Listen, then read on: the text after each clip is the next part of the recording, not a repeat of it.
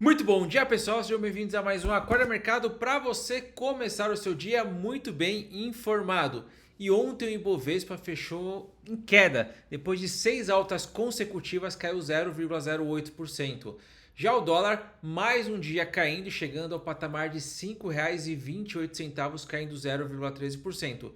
Já o euro subiu 0,46% aos R$ 6,27. Isso quer dizer que o dólar ele se desvalorizou, porque o real frente ao dólar, a gente viu que tem uma valorização do real, frente ao euro uma grande desvalorização.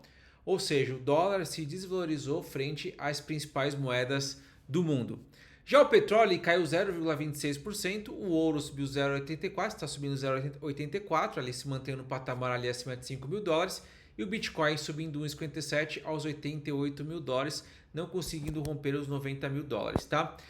Bolsas americanas, a gente vê ali que as bolsas Dow Jones, S&P 500 e Nasdaq fecharam em um patamar muito próximo de 0,50%. Já a Russell 2000 caiu.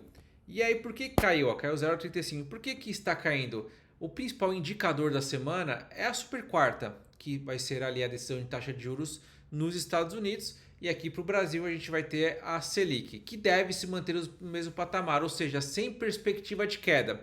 E se os juros não caem, prejudica muito as pequenas empresas que precisam mais de capitalização. Então a empresa menor, ela precisa tomar crédito, ela precisa tomar ali algum tipo de investimento para conseguir escalar a operação. Então, num cenário que os juros não caia, é ruim para essas empresas menores que precisam dessa capitalização para conseguir crescer e alavancar mais. Empresas tech de lado praticamente, Microsoft, Meta, Apple e Google se recuperando ficaram em alta, já Netflix, Tesla, Nvidia e Amazon ficaram ali no negativo. O dia muito morno na Europa, então o dia foi ali com as bolsas quase que de lado. Londres subiu 0,05, Paris caiu 0,15, então nada muito relevante. Já na Ásia, uma movimentação diferente. Lá a bolsa está aberta, Nikkei caindo 0,37%, Hong Kong subindo 0,06%, Xangai caindo 0,09%, já a bolsa da Coreia do Sul caindo 1,03%. No Brasil, um dia positivo, tirando Santander que caiu 0,62%, tivemos Banco do Brasil, Bradesco, BTG e Itaú Unibanco em alta, destaque para o BTG subindo quase 2% no dia. Tivemos também ali nos Estados Unidos, Nubank e Inter no positivo e XP no campo negativo. E uma recuperação dos bancos americanos. Os bancos americanos sofreram demais nos últimos pregões ali e se recuperaram ontem, subindo ali 1,41% Goldman Sachs, 1,61% Morgan Stanley e 1,11% o JP Morgan. Maiores altas da Bolsa Brasileira. Localiza subindo 3,59%, VEG subindo 3,49%. Já maiores baixas, Marfrig caindo 3,57% e a Vale caindo 2,29%. A Vale ela é importante ali dentro do índice. Então, um dos motivos do Ibovespa fechar o negativo foi a Vale caindo, porque ela tem uma participação ali de praticamente 10% no Ibovespa. Os juros futuros caindo, isso juntamente com o dólar caindo, mostra um cenário ali de olhando para o médio e curto prazo de que o Brasil pode cortar mais juros. A questão principal aqui a gente teve o relatório Focus ali diminuindo, a gente vai falar um pouco sobre isso, mas diminuindo a projeção do IPCA, e se você diminuir a projeção do IPCA, dá mais espaço para corte de juros. Então essa é a grande esperança. Mas é claro que eu sempre cito aqui, vou continuar citando, questão fiscal preocupa muito. Desde janeiro de 2030, caindo 0,42%, a 13,15%. Outro legal de a gente acompanhar, o Tesouro IPCA mais 2029 pagando IPCA mais 7,83%. Agora vamos trazer as notícias do dia. Como eu disse aqui, o Ibovespa ele interrompeu uma sequência de 6 altas, mas uma pequena queda. E como eu falei, na semana não tem muito indicador importante. O que vai ser mais importante aqui vai ser a super quarta, ali na quarta-feira, depois ali do pregão. E o impacto que a gente teve maior para o índice Bovespa foi a queda de mais de 2% da Vale por notícias de vazamentos em Minas Gerais. Isso acabou impactando bastante ali o índice.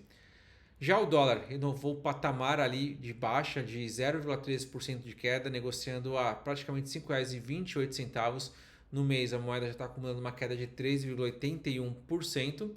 Lembrando que o Boletim Focus ele colocou ali uma perspectiva de dólar para o final do ano de R$ 5,51, uma pequena alta. De qualquer forma, é um dólar ali que tem oportunidade, não de compra de dólar, mas sim dolarizar a carteira comprando ativos em dólar, utilizando esse dólar mais barato. Pode cair mais? Pode, mas o espaço, olhando para o médio prazo, é pequeno. A tendência é mais subir. Até porque se o dólar disparar, acontece qualquer coisa, o dólar sobe para R$ 6. Aí as pessoas vão querer comprar dólar ou dolarizar a carteira a R$ 6 e não aproveitam agora com dólar a R$ 5,28. Aqui acho que é a principal notícia que a gente vai falar durante a semana. Inclusive, no dia que a gente vai ter Selic deve se manter em um grande patamar de 15%. Isso impacta muito a economia como um todo, isso trava a economia como um todo. E amanhã ocorre, como eu falei, a super quarta, que é a decisão. Então a gente vai falar muito sobre isso, por isso que não tem muito que a gente vai trazer. E aí pós divulgação da taxa de juros, a gente tem ali os comunicados. Então, nos Estados Unidos, muito apreensivo com o que o Jerome Powell vai falar, porque o Jerome Powell está sendo muito pressionado ali pelo Trump, inclusive com investigações pessoais ali do Jerome Powell. E isso, é claro, todo mundo tem a expectativa de como que o Jerome Powell vai se comportar ali frente a essa ameaça pós decisão em taxa de juros. Boletim Focus, como eu disse, reduziu a inflação para 2026 de 4,02% para 4%, é uma pequena queda, porém dá espaço para um corte de taxa de juros. Não agora, não foi significativa, não foi nada muito forte. Como eu tinha falado já durante a semana, na segunda-feira, para ter uma mudança muito forte de Selic, de o Banco Central ir lá e cortar a Selic, tinha que ser algo extraordinário. Havia algum dado muito forte contra a economia, no sentido de que o Brasil precisa derrubar juros para a atividade econômica rodar. Então vamos supor, tem a perspectiva da atividade econômica vir 3% e vem negativo, menos 1%. Opa, o Brasil tem recessão, o Brasil tem queda, vamos derrubar os juros para poder reativar a economia. Então teria que ser algo nesse sentido que está longe de acontecer. E a gente vai acompanhando aqui os indicadores principais. Lembrando que a gente teve Selic para 2026, o Focus colocando a 12,25% e PIB 1,8%, ou seja, uma queda em relação ao que foi 2025. E por fim, Trump ameaçando o Canadá com tarifa de 100% por acordo com China. Então, Trump, a gente sabe que a principal arma do Trump é tarifas, tarifar, colocar imposto. Ele vai colocando ali em vários países, vai colocando, vai tirando, vai amenizando aqui, amenizando ali, e com isso ele vai conseguindo ali as negociações necessárias. Alguns ele é bem sucedido, outros não, mas é uma forma que ele tem utilizado para comandar a economia americana. E com isso a gente finaliza o nosso Acorda Mercado de hoje. Tamo junto, até amanhã. Tchau, tchau.